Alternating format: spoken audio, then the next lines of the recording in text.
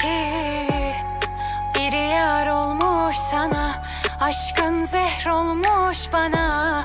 Sevdan cehennem, kalbin mesken oldu ama ömrüm deme ona. Yandım, yandım, yandım Allah'ım. Beni sana küstüren kadere ahdım. Yıllar, yollar kaybım oldular. İhanetin mührü çözdü, hadi bana eyvallah.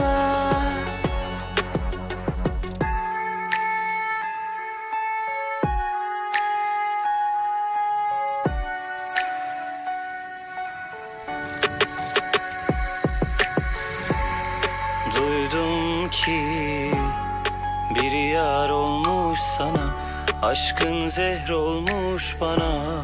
Sevdan cehennem, kalbin mesken oldu ama ömrüm deme ona. Yandım, yandım, yandım Allah'ım.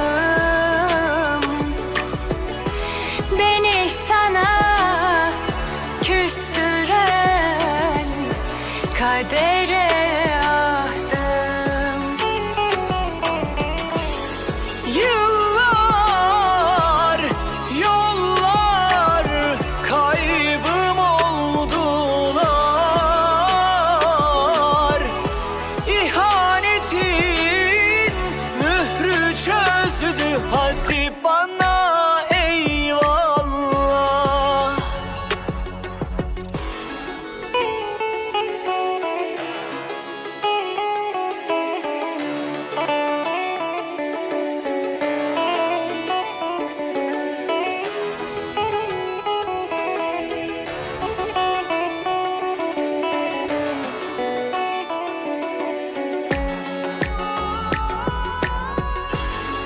Yandım, yandım, yandım